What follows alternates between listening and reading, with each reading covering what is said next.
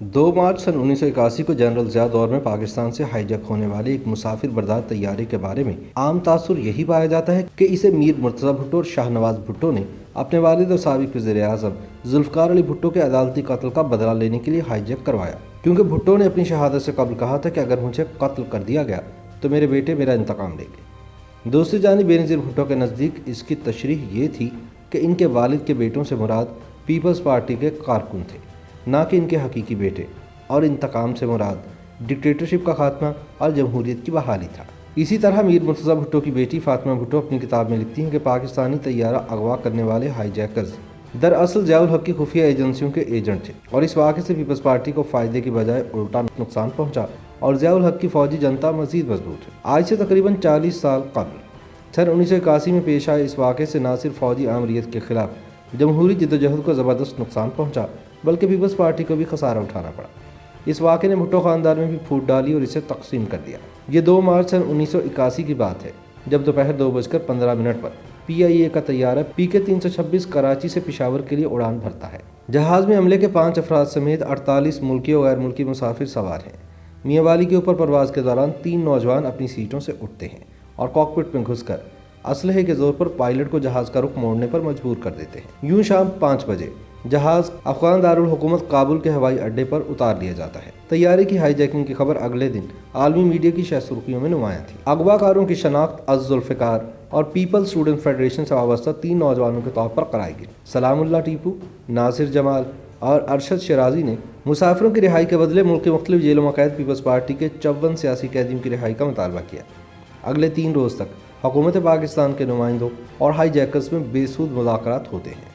طیارے کے مسافروں میں کیپٹن طارق رحیم بھی شامل تھے، جنہیں اغوا کنندگان نے جنرل رحیم الدین کا بیٹا ہونے کے شبے میں قتل کر دیا۔ اس قتل کے بعد کسی ممکنہ ری ایکشن کے خدشے کے پیش نظر 7 مارچ کی صبح جہاز نے مسافروں سمیت شام کے دارالحکومت دمشق کا رخ کیا۔ یاد رہے کہ ضیاء دور میں بھٹو حکومت کے خاتمے کے بعد احتجاجی مظاہروں کی پاداش میں پیپلز پارٹی کے کئی رہنما مختلف جیلوں میں قید تھے، جن میں سابق وفاقی وزیر ڈاکٹر غلام حسین، سید اقبال حیدر، میاں محمود قصوری اور سلمان تاثیر شامل تھے۔ دلچسپ بات یہ ہے کہ فلم سٹار محمد علی اور حبیب بھی سیاسی قید کاٹ رہے تھے۔ بہرحال اس ہائی جیکنگ کے بعد عالمی میڈیا میں بھٹو کے بیٹوں مرتضی اور شاہ نواز بھٹو کے نام کی گونج پھر سنائی دینے لگی، لیکن پیپلز پارٹی کی تب کی قیادت یعنی نصرت بھٹو اور بے نظیر بھٹو نے ہائی جیکرز اور ذوالفقار نامی تنظیم سے مکمل لا تعلقی کا اعلان کیا۔ بالآخر 12 مارچ کو حکومت نے جہاز کے مسافروں کی رہائی کے بدلے 54 پاکستانی قیدیوں کو آزاد کرنے کا فیصلہ کیا۔ ان 54 سیاسی قیدیوں کو ایک خصوصی طیارے کے ذریعے 15 مارچ کو پاکستان سے شام بھیج دیا گیا۔ ان قیدیوں میں سابق وفاقی وزیر ڈاکٹر غلام حسین بھی شامل تھے۔ غلام حسین کہتے ہیں کہ سیاسی قیدیوں کو زبردستی شام بھیجا گیا کیونکہ ہم لوگ ہائی جیکنگ کے نتیجے میں رہا ہونے کو تیار نہیں تھے۔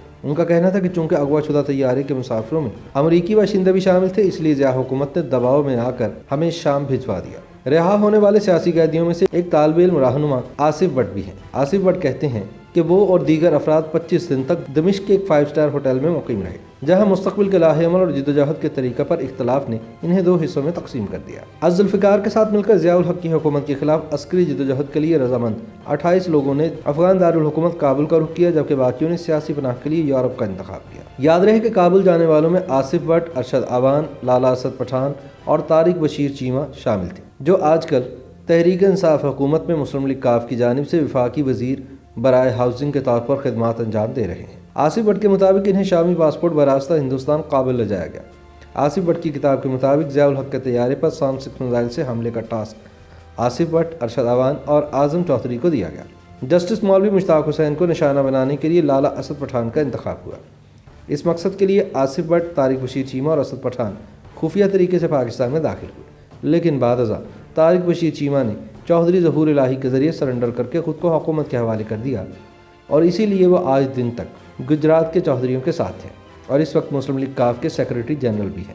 آصف بٹ کے مطابق انہوں نے ضیاء الحق کے طیارے کو نشانہ بنانے کے لیے ایک مکان بھی کرائے پر لیا تھا، مگر بعد میں ان کی ڈرامائی انداز میں گرفتاری سے منصوبہ ادھورا رہ گیا۔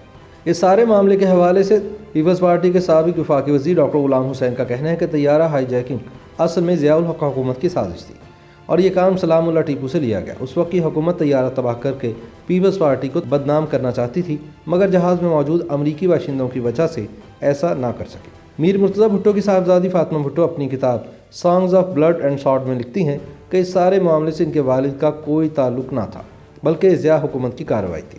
फातिमा भुट्टो के मुताबिक हाईजैकर्स खुफिया एजेंसियों के एजेंट्स थे। ताहम इस वाक़े से नुकसान पीपल्स पार्टी का हुआ और ज़िया हुकूमत मज़ीद मजबूत हुई। फातिमा भुट्टो की मालूमात का ज़रिया इनके वालिद के दोस्त सुहेल सेठी हैं, जिन्होंने इन्हें बताया कि मुर्तज़ा भुट्टो काबुल जाकर मुसाफिरों को हाईजैकर से छुड़ाना चाहते थे। दूसरी जानिब आसिफ भट्ट अपनी किताबें लिखते हैं कि जेलों से रिहा होकर जब हम दमिश्क पहुंचे तो मीर मुर्तज़ा भुट्टो अपनी कामयाबी पर इंतहाई शादा और फरहा नजर आ रहे थे। एयर मार्शल असगर खान अपनी किताब में इस हवाले से लिखते हैं कि हाईजैकिंग का वाक़या उस वक्त हुआ जब ज़ियाउल हक़ की हुकूमत के खिलाफ तहरीक बहाली जमहूरियत का आगाज़ हुआ था। हुकूमत ने इसका फ़ायदा उठाकर पीपल्स पार्टी के खिलाफ प्रोपेगेंडा किया, जिसका असर ये हुआ कि आज़ाद कश्मीर के साबिक सदर सरदार अब्दुल क़य्यूम खान इस वाक़े को जवाज़ बनाकर MRD से अलहदा हो गए और यूं ये तहरीक कमज़ोर पड़ गई।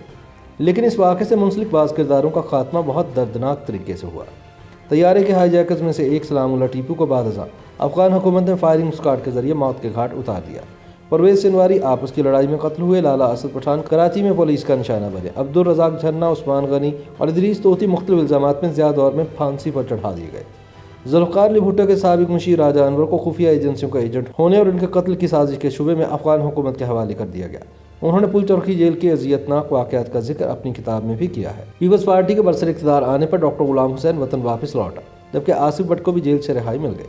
मीर मुर्तज़ा भुट्टो सन 1996 में कराची में मुबैना पुलिस मुकाबले में जान की बाजी हार गए, जबकि तैयारा अगवा करने वाले बकिया दो किरदार नासिर जमाल और अरशद शराजी अभी तक जिलावतनी की ज़िंदगी बसर कर रहे हैं।